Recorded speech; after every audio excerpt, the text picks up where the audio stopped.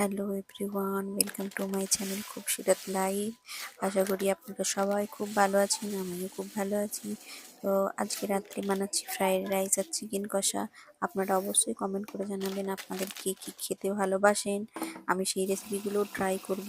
তো এটা বানানোর জন্য এখানে আমি ইন্ডিয়া গেটের বাসমতি রাইসটা নিয়েছি, এটা নিয়ে ভালো করে ধুয়ে নিচ্ছি।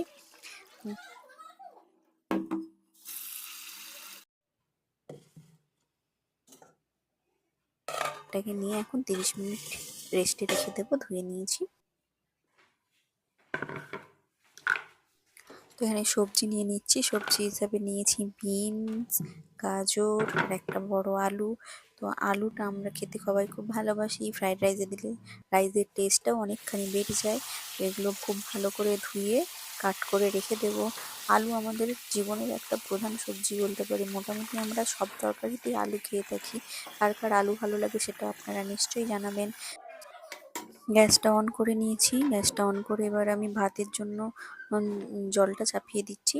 জলটা চাপিয়ে দিয়েছি, জলটা এর মধ্যে দিয়ে দিয়েছি 1 চামচ সাদা তেল আর লবণ। জলটা ফুটে গেলে তারপর চালটা দেবো, সেই জন্য একটু আগের থেকে দিয়ে দিয়েছি। তো জলটা এখানে ফুটে গেছে, এবার এর মধ্যে দিয়ে দিচ্ছি চালগুলো।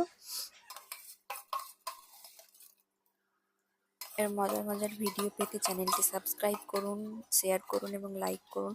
কমেন্ট করে জানাবেন আপনাদের আমার ভিডিও কেমন লাগে। এখানে রাইসটা বানানোর জন্য নিয়ে নিয়েছি একটা প্যানের মধ্যে দিয়ে দিয়েছি 2 চামচ ঘি। ঘিটা গরম হয়ে গেছে, এবার এর মধ্যে তেজপাতা আর গোটা গরম মশলা দিয়েছি।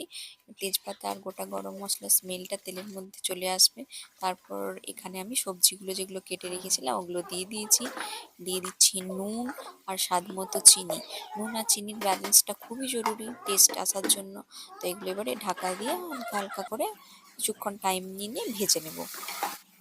তো সবজিগুলো ভালো করে ভাজা হয়ে গেছে এবং সেদ্ধও হয়ে গেছে। এতে এবার দিয়ে দিচ্ছি যে রাইসটা বানিয়ে রেখেছিলাম, ওই রাইসটার মধ্যে দিয়ে দিয়েছি।